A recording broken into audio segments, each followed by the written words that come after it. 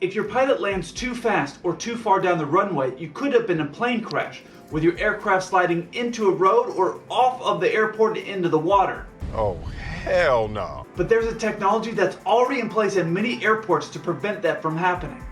I'll explain it all. Coming up.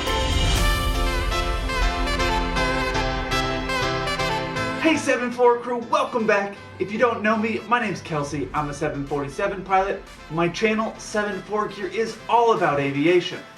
Today I'm here in Baltimore, Maryland, and this is the view from my hotel room. Next time you're sitting on the window seat of an aircraft and you're taxiing onto the runway, I want you to look out the window. You may see something that looks like this. Those cement-looking blocks are actually part of a system called EMAS, which stands for Engineered Material Arrestor System. A lot of research was done between the FAA and private companies to develop this system, and a lot of marketing was done to come up with that really sexy name. He said, sarcastically. I always talk about how safety is the #1 priority for pilots, but there are a lot of systems in place to help us if we make a mistake. And if you're anything like me, you've made it your life's mission to make every possible mistake you can make. That, I believe. The EMAS technology is in place to prevent if a pilot does make a mistake or there's a mechanical failure to prevent a bad situation from going worse. A couple situations that could result in the pilots and the aircraft ending up in that EMAS would be if the pilots landed too far down the runway, or if they had a mechanical failure right before takeoff. They felt the plane was going to be unsafe to fly. The plane could end up slowing down and stopping in that EMAS. Now these situations have happened before in the past. For example, landing too far down the runway. A really famous case happened several years ago when Vice President Pence's aircraft slid into the EMAS in LaGuardia. Basically, lightweight crushable concrete prevented what could have been a disaster. And in the example for a late rejected takeoff, there's a speed at which the pilots have decided the aircraft is going to fly. The only situation would be if something happened where they felt the aircraft was going to be unable to get up in the air. You can get up. No, it was... In that scenario, you have no other choice but to reject the takeoff. It's very likely the aircraft is going to slide off the end of the runway.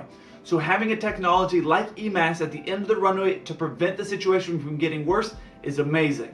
Because some airports, like you know, end off in the water or end off at a very populated area. The EMAS system is a series of concrete blocks that is designed to withstand normal things like rain, but under the heavy weight of something like an aircraft, it collapses. And it reacts something like quicksand for an aircraft to rapidly slow it down. It's something like what you've seen on the side of a road that truckers use if they lose their brakes and they hit those big gravel pits. Those gravel pits are designed to take a very heavy moving object and slow it down without injuring anyone on board.